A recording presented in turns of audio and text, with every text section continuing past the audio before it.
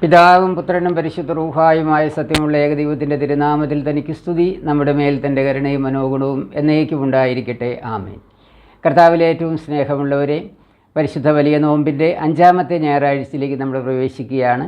കിഫിഫ്തോ ഞായറാഴ്ച അല്ലെങ്കിൽ കൂനിയായ സ്ത്രീക്ക് സൗഖ്യം കൊടുത്ത ഞായറാഴ്ച എന്നാണ് ഈ ആഴ്ചയെ അറിയപ്പെടുന്നത്. ഇവിടെ നല്ല ശമരിയക്കാരൻ്റെ ഉപമ കർത്താവ് പറയുന്നുണ്ട്. അതുപോലെ നയൻ പട്ടണത്തിലെ വിധവയുടെ മകനെ കർത്താവ് ഉയർപ്പിച്ച സംഭവവും സന്ധ്യയുടെയും പ്രഭാതത്തിൻ്റെയും ഏവെങ്കുലിനായിട്ട് വായിക്കുന്നുണ്ട്. നല്ല സമരിയക്കാരൻ്റെ ഉപമയിൽ നമുക്ക് തുടങ്ങാം. ഒരു നിയമജ്ഞൻ യേശുവിനെ സമീപിച്ചുകൊണ്ട് ചോദിച്ചു. ശുദ്ധമുള്ള ലൂക്കോസിൻ്റെ സുവിശേഷം 10-ാം അധ്യായം 25 മുതൽ 37 വരെയുള്ള വാക്യങ്ങളിലാണ് ഇത് രേഖപ്പെടുത്തിയിരിക്കുന്നത്. നിത്യജീവൻ അവകാശമാക്കുവാനായിട്ട് ഞാൻ എന്താണ് ചെയ്യേണ്ടതെന്ന് യേശുവിനോട് ചോദിച്ചു. അപ്പോൾ യേശു ചോദിച്ചു, നീ നിയമങ്ങളെല്ലാം പാലിക്കുന്നുണ്ടോ എന്ന്. അവൻ പറഞ്ഞ നിയമങ്ങളെല്ലാം പാലിക്കുന്നുണ്ട്.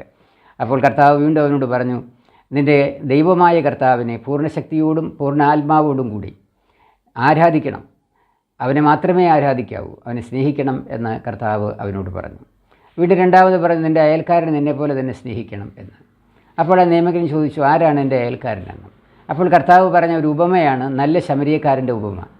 ഇത് ജീവകാരുണ്യ പ്രവർത്തനത്തെ പ്രോത്സാഹിപ്പിക്കുന്ന ഒരു ഉപമയായിട്ട് നമുക്ക് തോന്നും. ഇവിടെ ഒരു വഴിയാത്രക്കാരൻ ജെറുസലേമിൽ നിന്ന് ജെറിക്കോയിലേക്ക് യാത്ര പോവുകയാണ്. വഴിമധ്യത്തിൽ കൊള്ളക്കാർ അവനെ ആക്രമിച്ചു, അവൻ്റെ വസ്ത്രങ്ങൾ ഉരിഞ്ഞെടുത്ത് അവനെ മർദ്ദിച്ച് അർത്ഥപ്രാണനായി വഴിയരികിൽ ഇട്ടു. അപ്പോൾ ഒരു പുരോഹിതൻ കടന്നുപോയി. ആ പുരോഹിതൻ ഈ മനുഷ്യനെ തിരിഞ്ഞു നോക്കിയില്ല. വീണ്ടും ഒരു ലേവ്യനായ ഒരു മനുഷ്യൻ കടന്നുപോയി, അവനും നോക്കിയില്ല. പിന്നീട് പുറജാതിക്കാരനായ ശമരിയക്കാരൻ അതുവഴി വന്നു. ആ ശമരിയക്കാരൻ ഈ മനുഷ്യനെ ശുശ്രൂഷിക്കുകയും ഒരു സത്രത്തിൽ ഏൽപ്പിച്ചതിന് ശേഷം കഴുതപ്പുറത്ത് കയറ്റി ഒരു സത്രത്തിൽ ഏൽപ്പിച്ചു. എന്നിട്ട് പറഞ്ഞു, ഇവൻ്റെ കാര്യങ്ങളെല്ലാം നോക്കിക്കൊള്ളണം. 2 ദിനാറോ കൂടി ഏൽപ്പിച്ചു. ഇനി എന്തെങ്കിലും കുറവുണ്ടെങ്കിലും തിരിച്ചു വരുമ്പോൾ തന്നുകൊള്ളാം എന്ന് പറഞ്ഞു. പ്രിയമുള്ളവരെ, ഈ ഉപമയ്ക്ക് ക്രിസ്തീയമായ ആത്മീയമായ മറ്റൊരു അർത്ഥം കൂടെയുണ്ട്. ഇവിടെ ജെറുസലേം എന്ന് പറയുന്ന ദേവാലയ നഗരത്തിൽ നിന്ന് ജെറിക്കോ എന്ന് പറയുന്ന അപ്രധാനമായൊരു നഗരത്തിലേക്കാണ് ഈ മനുഷ്യൻ യാത്ര പോകുന്നത്. അത് സ്വർഗത്തിൽ നിന്ന് നരകത്തിലേക്കുള്ള യാത്രയായിട്ടാണ് വ്യാഖ്യാനിക്കുന്നത്. യാത്ര പോകുന്ന വഴിയാത്രക്കാരൻ ആദമാണ്, അതായത് പിശാചിനാൽ പീഡിപ്പിക്കപ്പെട്ട മനുഷ്യൻ. അപ്പോൾ ഈ ആദം സ്വർഗത്തിൽ നിന്ന് നരകത്തിലേക്കുള്ള യാത്രയിൽ ഭൂമിയിലൂടെ ഇങ്ങനെ യാത്ര ചെയ്യുന്നു. ആദം മനുഷ്യരാശിയെ മുഴുവൻ പ്രതിനിധീകരിക്കുന്നുണ്ട്. അപ്പോൾ കവർച്ചക്കാരനായിട്ട് വരുന്നത് പൈശാചിക പീഡയാണ്. ഇവനെ പാപത്തിൽ വീഴിക്കുന്നു, പലതരത്തിലുള്ള പ്രതിസന്ധികൾ ഉണ്ടാക്കുന്നു. അങ്ങനെ അവൻ മർദ്ദിക്കപ്പെട്ടു അവശനായിട്ട് വഴിയരികിൽ കിടക്കുകയാണ്. പിശാച് ബാധിച്ച് അല്ലെങ്കിൽ അവനെ പലതരത്തിലുള്ള പീഡകളേറ്റ് പാപത്തിൻ്റെയും രോഗത്തിൻ്റെയും ശാപത്തിൻ്റെയും മുറിവുകളേറ്റ് ഇവൻ കിടക്കുകയാണ്. അപ്പോഴാണ് ഈ നല്ല ശമരിയക്കാരൻ വരുന്നത്. യഹൂദന്മാരാൽ തിരസ്കരിക്കപ്പെട്ട ദൈവപുത്രൻ്റെ സ്ഥാനമാണ്. യേശു അവൻ്റെ അടുത്തിൽ വന്ന് അവന് പാപമോചനം കൊടുത്തു. അവൻ്റെ വസ്ത്രങ്ങൾ ഉരിയപ്പെട്ടു എന്ന് പറയുന്നത്, അവൻ്റെ വസ്ത്രം തിരികെ കൊടുത്തു. അത് പരിശുദ്ധാത്മാവാണ്. അങ്ങനെ അവനെ സത്രത്തിൽ ഏൽപ്പിക്കുകയാണ്. സത്രം എന്ന് പറയുന്നത് പുതിയ നിയമ പൗരോഹിത്യം ഉൾക്കൊള്ളുന്ന ദേവാലയമാണ്. പുതിയ നിയമ ദേവാലയത്തിലേക്ക് ഇവനെ ഏൽപ്പിക്കുകയാണ്. എന്നിട്ട് 2 ദിനാറോ അവിടെ കൊടുക്കുന്നുണ്ട് ആ സത്രം സൂക്ഷിപ്പുകാരന്. എന്ന് പറഞ്ഞാൽ അത് കർത്താവിൻ്റെ തിരുശരീരക്തങ്ങളാണ്. അപ്പോൾ ഇന്ന് നമ്മൾ അറിയുക, വഴിയാത്രക്കാരായ നമ്മൾ ജെറുസലേമിൽ നിന്ന് ജെറിക്കോയിലേക്ക് പോകുന്ന പാപവഴിയിലൂടെ സഞ്ചരിക്കുന്ന, ഈ ഭൂമിയുടെ വഴിയിലൂടെ സഞ്ചരിക്കുന്ന നമുക്ക് അവിടെ ഒരു പുരോഹിതൻ വരുന്നുണ്ട്. ആ പുരോഹിതൻ പഴയ നിയമ പൗരോഹിത്യത്തെയാണ് ഉദ്ദേശിക്കുന്നത്. ആ പഴയ നിയമ പൗരോഹിത്യത്തിന് മാനവരാശി രക്ഷിക്കാനായിട്ട് കഴിഞ്ഞില്ല. അതുപോലെ ലേവ്യൻ കടന്നു വരുന്നുണ്ട്. അത് പലതരത്തിലുള്ള സിദ്ധാന്തങ്ങളാണ്, പലതരത്തിലുള്ള ആശയങ്ങളാണ്, തത്വസംഹിതകളാണ്. അതിനൊന്നും മനുഷ്യൻ്റെ പാപം മോചിക്കാനായിട്ട് കഴിഞ്ഞില്ല. പിന്നീടാണ് യഹൂദന്മാരാൽ സ്വന്തം ജനത്താൽ തിരസ്കരിക്കപ്പെട്ട ഒരു പുറജാതിക്കാരനെ പോലെ ആയിത്തീർന്ന ശമരിയക്കാരനായ ഒരു വ്യക്തി, അത് യേശുക്രിസ്തു തന്നെയാണ്. ആ യേശുക്രിസ്തു മാനവരാശിക്ക് രക്ഷകനായിട്ട് വരികയാണ്. അങ്ങനെ താൻ ക്രൂശിൽ ബലിയായി തീർന്നു.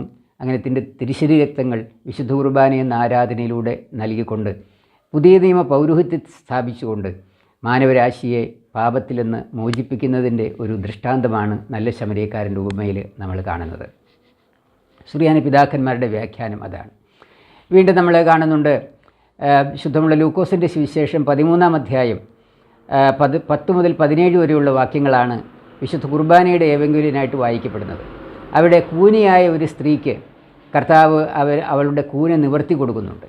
ഇവിടെ ഈ കൂന് ബാധിച്ച സ്ത്രീ എന്ന് പറയുന്നത് രോഗാത്മാവ് ബാധിച്ചിട്ടാണ് അവൾ ആ കൂനിയായി തീർന്നതെന്ന് തിരുവചനം പറയുന്നുണ്ട്. ഈ കൂനിയായ സ്ത്രീ ഇന്നത്തെ മാനവരാശിയാണ് പ്രതിനിധീകരിക്കുന്നത്. ദൈവത്തിൻ്റെ സുകൃതങ്ങൾ നമുക്കറിയാം. മാനവരാശിയെ, മനുഷ്യനെ ദൈവം സൃഷ്ടിച്ചപ്പോൾ ഉൽപ്പത്തി പുസ്തകം 1:26 നമ്മൾ വായിക്കുന്നുണ്ട്. ദൈവം പറയാണ് നമ്മുടെ സദൃശ്യത്തിലും ഛായയിലും അവനെ സൃഷ്ടിക്കാമെന്ന്. അങ്ങനെയാണ് മനുഷ്യനെ സൃഷ്ടിച്ചത്. എന്താണ് ദൈവത്തിൻ്റെ സദൃശ്യവും ഛായയും എന്ന് പറയുന്നത്? അത് 3 കാര്യങ്ങളാണ് ഇതിനകത്തുള്ളത്. ഒന്ന് വിശുദ്ധിയാണ്, പിന്നൊന്ന് മരണമില്ലായ്മയാണ്, മൂന്നാമത്തെ കാര്യം നീതിയാണ്. ഈ 3 ഘടകങ്ങൾ കൊണ്ടാണ് മനുഷ്യനെ സൃഷ്ടിച്ചത്. ആദ്യ മനുഷ്യന് അവന് വീഴ്ച സംഭവിക്കുന്നതിന് മുമ്പ് അവൻ മരണമില്ലാത്തവനായിരുന്നു. ആദമിന് മരണം ദൈവം കൽപ്പിച്ചിരുന്നില്ല. അത് പാപം ചെയ്തതിന് ശേഷമാണ് മരണം അവനുണ്ടാകുന്നത്. വീണ്ടും അവന് വിശുദ്ധി ഉണ്ടായിരുന്നു എന്ന് പറഞ്ഞാൽ അവൻ്റെ ജഡശരീരം അവൻ്റെ ആത്മാവിൻ്റെ ഉള്ളിൽ ഒളിപ്പിച്ച് വച്ചിരിക്കുകയായിരുന്നു. ആത്മശരീരനായിരുന്നു അവൻ, അല്ലെങ്കിൽ അഗ്നിശരീരിയായിരുന്നു. അപ്പോൾ ആത്മാവിൻ്റെ പ്രഭാവത്തിലായിരുന്നു അവൻ, ആത്മമനുഷ്യനായിരുന്നു. അവൻ്റെ ജഡം പ്രകടമായിരുന്നില്ല. ജഡത്തിലേക്ക് വന്നപ്പോഴാണ് അവൻ പാപിയായി തീർന്നത്. അപ്പോൾ അങ്ങനെ ഒരു മരണമില്ലായ്മയും ആത്മാവിൻ്റെ വിശുദ്ധിയും അതുപോലെ നീതി എന്ന് പറയുന്നത് ദൈവത്തിൻ്റെ പരിശുദ്ധാത്മാവിനെയാണ് സൂചിപ്പിക്കുന്നത്. ആത്മാവിൻ്റെ നടത്തിപ്പുള്ള ഒരു മനുഷ്യനുമായിരുന്നു. അങ്ങനെ ആ സുഹൃതങ്ങളിലേക്ക് വീണ്ടും മാനവരാശി വീണ്ടെടുക്കാൻ വേണ്ടിയാണ് യേശുക്രിസ്തു ക്രൂശിൽ ബലിയായി തീർന്നത്. അപ്പോൾ ഈ സുഹൃതങ്ങൾ നഷ്ടപ്പെട്ട് ഭൗമികമായ കാര്യങ്ങളിലേക്ക് നോക്കിക്കൊണ്ട് ജീവിക്കുന്ന ആധുനിക മനുഷ്യനെയാണ് ഈ കൂനുള്ള സ്ത്രീ പ്രതിനിധീകരിക്കുന്നത്. ഉന്നതങ്ങളിലേക്ക് നോക്കാൻ, ആത്മീയ കാര്യങ്ങളിലേക്ക് വളരാനായിട്ട് ഈ മനുഷ്യന് സാധിക്കുന്നില്ല. ജഡികമായ സന്തോഷങ്ങളിൽ, കേവലമായ ആനന്ദങ്ങളിൽ, ഉല്ലാസങ്ങളിലെല്ലാം അവൻ ഇഷ്ടപ്പെടുകയും അധികാരം, പണം, പ്രശസ്തി ഇവയ്ക്കെല്ലാം വേണ്ടി അവൻ കുനിഞ്ഞു നടക്കുകയാണ്, കീഴോട്ട് നോക്കുകയാണ്. ഉന്നതങ്ങളിലേക്കുള്ള ആത്മീയ നൽവരങ്ങളെ കാണാനായിട്ട് ഈ മനുഷ്യന് സാധിക്കുന്നില്ല. അങ്ങനെ കൂനിയായൊരു സ്ത്രീയെ, ആ മാനവരാശിയുടെ മുഴുവൻ പ്രതീകമായി കൂനിയായ സ്ത്രീ യേശുക്രിസ്തു വിളിക്കുകയാണ്. വിളിച്ചിട്ട് ആ രോഗാത്മാവിനെ അവളിൽ നിന്ന് നീക്കുകയും അവളുടെ കൂന് നിവർന്ന് അവൾ എഴുന്നേറ്റ് നിന്ന് ദൈവത്തെ ആരാധിക്കുക. ഇതൊരു സിനഗോഗിൽ വെച്ചാണ് സംഭവിക്കുന്നത്. അപ്പോൾ ദൈവത്തെ ആരാധിക്കുവാനുള്ള ഒരു സുകൃതം ആ വ്യക്തിക്ക് ലഭിക്കുകയാണ്, മാനവരാശിക്ക് മുഴുവൻ ലഭിക്കുകയാണ്. പുതിയ നിയമ ആരാധനയാകുന്ന വിശുദ്ധ കുർബാനയിലേക്ക് ഒരു മനുഷ്യൻ ആകൃഷ്ടനാവുകയും അതിൽ ഇമ്പപ്പെടുകയും ചെയ്യുമ്പോൾ നമ്മൾ അറിയുക നമ്മുടെ കൂന് കർത്താവ് നിവർത്തുകയാണ് ചെയ്യുന്നത്. അപ്പോൾ പരിശുശ്രൂഷ കാലത്ത് കർത്താവ് ചെയ്ത അത്ഭുതങ്ങൾ ഇന്ന് നമ്മൾ കാണേണ്ടത് ആത്മീയമായ അർത്ഥത്തിലാണ്. കേവലം ജഡികമായ ശാരീരികമായ മാനസികമായ ചില അസ്വസ്ഥതകൾ മാറ്റുന്നതിനെ സംബന്ധിച്ചല്ല അവിടെ പറഞ്ഞിരിക്കുന്നത്. അത് രണ്ടാമത് സംഭവിക്കുന്ന ഒരു കാര്യമാണ്. ആത്മീയ കാര്യങ്ങളിലേക്ക് ഒരു മനുഷ്യൻ, കുനിഞ്ഞു നിന്ന മനുഷ്യൻ നിവർന്നു നിന്ന് ആത്മീയ കാര്യങ്ങളിലേക്ക് കണ്ണുയർത്തുമ്പോൾ സ്വാഭാവികമായിട്ടും അവൻ്റെ ശാരീരികവും മാനസികവും ആത്മീയവുമായ ബന്ധനങ്ങൾ അഴിഞ്ഞു മാറുകയാണ് ചെയ്യുന്നത്.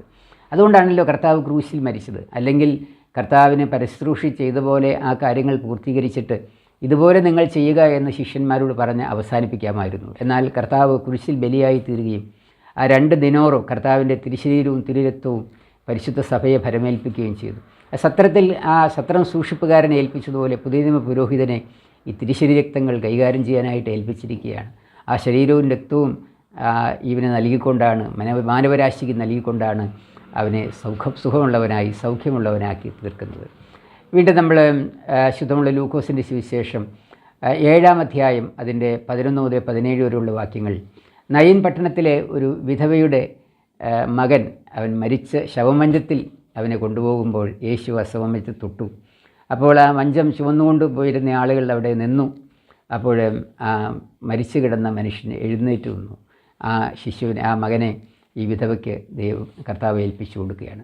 പ്രിയമുള്ളവരെ, നമ്മുടെ ജീവിതത്തിലും ശവമഞ്ചത്തിൽ കിടക്കുന്ന ഒരവസ്ഥയാണ്. ഈ ലോകത്തിൻ്റെ ഇമ്പങ്ങളിൽ മുഴുകി നമ്മൾ ജീവിക്കുമ്പോൾ മരിച്ചുപോയ മനുഷ്യനെ പോലെയാണ് നമ്മൾ കഴിയുക. അപ്പോൾ കർത്താവിൻ്റെ ഒരു സ്പർശനം നമുക്ക് ലഭിക്കുമ്പോൾ നമ്മൾ അതിൽ ഉയർത്തെഴുന്നേറ്റ് നിത്യജീവനിലേക്കാണ് നമുക്ക് നേടിപ്പോകാനുള്ളത്. അപ്പോൾ നമ്മൾ തിരിച്ചറിയുക, ആദാമ്യ മനുഷ്യൻ, ആദാമിന് നഷ്ടപ്പെട്ടു പോയ ആ ജീവവൃക്ഷത്തിൻ്റെ ഫലമാണ് കർത്താവിൻ്റെ തിരുശരീരക്തങ്ങൾ. അപ്പോൾ ആദമിന് എന്തെല്ലാം ഉണ്ടായിരുന്നു? ആദമിനുണ്ടായിരുന്നു, നമ്മൾ ചിന്തിക്കുകയുണ്ടായി, ആദമിന് മരണമില്ലായ്മയുണ്ടായിരുന്നു. എന്ന് പറഞ്ഞാൽ ഒരുവൻ ക്രിസ്തുവിലായാൽ അവൻ പുതിയ സൃഷ്ടിയായി തീർന്നു. അവൻ മരണത്തെ വിട്ട് ജീവനിലേക്ക് കടന്നിരിക്കുന്നു. ശുദ്ധമുള്ള യോഹന്നാൻ്റെ സുവിശേഷം 5-ാം അധ്യായം 24-ാമത്തെ വാക്യത്തിൽ നമ്മൾ വായിക്കുന്നുണ്ട്. ഒരുവൻ ക്രിസ്തുവിലായി കഴിഞ്ഞാൽ ഇതാ ക്രിസ്തുവിൽ വിശ്വസിക്കുന്ന ഒരു വ്യക്തി മരണത്തെ വിട്ട് നിത്യജീവനിലേക്ക് കടന്നിരിക്കുന്നു. അങ്ങനെ അവന് മരണമില്ലായ്മയാണ്.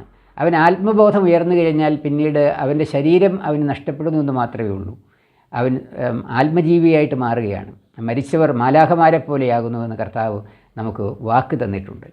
അപ്പോൾ നമ്മൾ മനുഷ്യൻ മാലാഖയായി മാറുന്ന ഒരു പ്രോസസ്സിനെയാണ് മരണം എന്ന് പറയുന്നത് വിശുദ്ധ ഗ്രന്ഥത്തിൽ. അപ്പോൾ നമ്മൾ തിരിച്ചറിയുക, ഒരുവൻ ക്രിസ്തുവിലാവുകയും ക്രിസ്തുവിൻ്റെ തിരുശരീരങ്ങൾ സ്വീകരിക്കുകയും ചെയ്യുന്നതോടുകൂടി അവൻ്റെ മരണഭയം അവരിൽ നീങ്ങിപ്പോവുകയും മരണമില്ലായ്മയുടെ സുഹൃതത്തിലേക്ക്, നിത്യജീവനിലേക്ക് അവൻ ആ നിമിഷം മാറ്റപ്പെടുകയും ചെയ്യുന്നു. വീണ്ടും നമ്മൾ കാണുന്നുണ്ട്, വിശുദ്ധി അവന് ലഭിക്കുന്നു. എന്താണ് വിശുദ്ധിയുടെ നിദാനം എന്ന് പറയുന്നത്? ഇതാ ആദ്യ മനുഷ്യൻ ആദമിൻ്റെ ശരീരമെന്ന് പറയുന്നത് അവൻ്റെ ആത്മാവായിരുന്നു. ആ ആത്മാവിൻ്റെ ഉള്ളിൽ നിഗൂഢാവസ്ഥയിലാണ് അവൻ്റെ ജഡം കഴിഞ്ഞിരുന്നത്. എന്നാൽ ആത്മാവിൻ്റെ പ്രഭാവം അവന് നഷ്ടപ്പെട്ടു പോയപ്പോൾ, സാത്താൻ പറഞ്ഞ കെണിയിൽ വീണ് കഴിഞ്ഞപ്പോൾ അവൻ്റെ ആത്മബോധം അവന് നഷ്ടപ്പെട്ടു പോയി. അവൻ്റെ ശരീരം അവന് ബോധം വന്നു. അതാണ് അവന് നാണമുണ്ടായി എന്ന് പറയുന്നത്. പിന്നീട് ഇലകൾ കൂട്ടി തുന്നി അവൻ ഉടുപ്പുണ്ടാക്കുന്നുണ്ട്.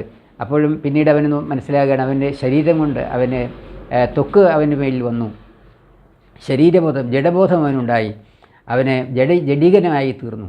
അങ്ങനെ സകലവിധ പാപബന്ധനങ്ങളിലേക്കും അവൻ വീട് പോവുകയാണ് ചെയ്യുന്നത്. പ്രിയമുള്ളവരെയും, ഈ ജഡിക പാപങ്ങളുടെ ബന്ധനത്തിൽ നിന്ന്, ജഡത്തിൻ്റെ ഈ സ്വഭാവത്തിൽ നിന്നെല്ലാം നമുക്ക് മോചനം നേടാനായിട്ട് കർത്താവ് ക്രൂശിൽ മരിച്ചു. അപ്പോൾ ആത്മബോധം ഉണ്ടാകുന്നു. ഞാൻ ആത്മീകനാണ്, അല്ലെങ്കിൽ ഞാൻ ആത്മാവാണ്, എനിക്കൊരു ശരീരമുണ്ട്. ആ ആദമനുണ്ടായിരുന്ന ആ അഗ്നിശരീരത്തിലേക്ക് നമ്മൾ പ്രവേശിക്കാനായിട്ട് ദൈവം ആഗ്രഹിക്കുന്നുണ്ട്. അപ്പോൾ മരണമില്ലായ്മ എന്ന സുഹൃതം, വിശുദ്ധി എന്ന സുഹൃതം, ആ വിശുദ്ധി നമുക്ക് പ്രാപിക്കാനായിട്ട് സാധിക്കണമെങ്കിൽ ഇതാ ആത്മാവിലേക്ക് കണ്ണുകൾ ഉയർത്തണം. അല്ലെങ്കിൽ ഞാൻ ഒരു ആത്മബോധം ഉണരണം, ഞാൻ ആത്മാവാണ്, എനിക്കൊരു ശരീരമുണ്ട് എന്ന് പറയത്തക്ക വിധത്തിൽ ആ ആദ്യ മനുഷ്യനുണ്ടായിരുന്ന ആത്മബോധത്തിലേക്ക്, അഗ്നിക്കെടുത്ത ശരീരത്തിലേക്ക് നമ്മുടെ ജീവിതത്തെ രൂപാന്തരപ്പെടുത്തേണ്ടതായിട്ടുണ്ട്. അതിന് കർത്താവ് നമ്മളെ സഹായിക്കും. കർത്താവ് നമ്മളെ തൊടും. ഓരോ വിശുദ്ധ കുർബാനയിലും, ഓരോ വചനവായനയിലും, ഓരോ പ്രാർത്ഥനയിലും, ഓരോ ധ്യാനത്തിലും. ധ്യാനമെന്ന് നമ്മൾ ഉദ്ദേശിക്കുന്നത് കർത്താവിൻ്റെ തിരുശരീരങ്ങൾ അനുഭവിച്ച് തിരുവചനങ്ങളെ ധ്യാനിച്ചുകൊണ്ട് ഇരിക്കുന്നതിനെക്കുറിച്ചാണ് ധ്യാനമെന്ന് പറയുക. അല്ലെങ്കിൽ അത് മറ്റേതെങ്കിലും തരത്തിലുള്ള ശാരീരികമായ ചേഷ്ടകൾ പ്രകടിപ്പിക്കുന്നതിനെയല്ല ധ്യാനമെന്ന് ഉദ്ദേശിച്ചിരിക്കുന്നത്. അത് കർത്താവിൻ്റെ തിരുശരീരങ്ങളെ ധ്യാനിക്കുന്നതാണ്, കർത്താവിൻ്റെ ക്രൂശിനെ ധ്യാനിക്കുന്നതാണ്, കർത്താവിൻ്റെ വചനങ്ങളെ ധ്യാനിക്കുന്നതാണ്. അതിലൂടെയെല്ലാം നമുക്ക് വിശുദ്ധി എന്ന പുണ്യമുണ്ടാകുന്നു, മരണമില്ലായ്മയുടെ സുഹൃതം നമുക്ക് ലഭിക്കുന്നു, നീതി അല്ലെങ്കിൽ പരിശുദ്ധാത്മാവിൻ്റെ നടത്തിപ്പ് നമുക്ക് ലഭിക്കുന്നു. ദൈവത്തിൻ്റെ നീതി നമ്മിൽ നടപ്പാകുമ്പോൾ പരിശുദ്ധാത്മാവിനാൽ നമ്മൾ നയിക്കപ്പെടുന്നവരായിട്ട് മാറുകയാണ്. ഈ സുഹൃതങ്ങളിലേക്കാണ് ദൈവം നമ്മളെ നയിക്കുന്നത്. അപ്പോൾ ഇന്നത്തെ ഈ എവങ്കേലിയൻ വായനയിലൂടെ നമ്മുടെ ജീവിതത്തിൽ ഈ പുണ്യങ്ങൾ വളരുവാൻ തക്ക വിധം കർത്താവിനെ തൊടുവാൻ, കർത്താവിൻ്റെ സ്പർശനമേൽക്കുവാനായിട്ട് ഇന്ന് മുമ്പിൽ നാളുകൾ നമുക്ക് സാധിക്കട്ടെ എന്ന് പ്രത്യേകമായിട്ട് പ്രാർത്ഥിക്കുകയാണ്. നമുക്കൊരു നിമിഷം ഇങ്ങനെ പ്രാർത്ഥിക്കാം. നല്ലവനും കാരുണ്യവാനുമായ ദൈവമേ, ആദ്യ മനുഷ്യനായ ആദമിന് ഒരു ആത്മശരീരമുണ്ടായിരുന്നു, അത് അവന് നഷ്ടപ്പെട്ടു പോയി. ആ തേജോവസ്ത്രം വീണ്ടെടുത്ത് തരുവാനായി കർത്താവിൻ്റെ രക്ഷിതാവുമായ യേശു ക്രിസ്തു ഭൂമിയിലേക്ക് കടന്നു വരികയും പാടുവീടുകളേറ്റ് മരിക്കുകയും കുരിശിൽ ബലിയായി തീരുകയും തൻ്റെ തിരുശരീരങ്ങളെ നൽകിക്കൊണ്ട് വിശുദ്ധ കുർബാന എന്ന ആരാധനയെ അവിടുന്ന് സ്ഥാപിക്കുകയും ചെയ്തുവല്ലോ. കർത്താവെ, ഒരുക്കത്തോടുകൂടി വിശുദ്ധ കുർബാനയെ സ്വീകരിച്ചുകൊണ്ട് വിശുദ്ധിയിൽ വളരുവാൻ, നീതിയിൽ വളരുവാൻ, മരണമില്ലായ്മ എന്ന സുഹൃതത്തിൽ വളരുവാൻ ഞങ്ങളെ ഓരോരുത്തരെയും, പ്രത്യേകിച്ച് ഈ വചനം കേട്ടുകൊണ്ടിരിക്കുന്ന ഓരോ മക്കളെയും സഹായിക്കട്ടെ എന്ന് പ്രാർത്ഥിക്കുന്നു. പിതാവിൻ്റെയും പുത്രൻ്റെയും പരിശുദ്ധ റൂഹായുടെയും നാമത്തിൽ തന്നെ ആമേൻ.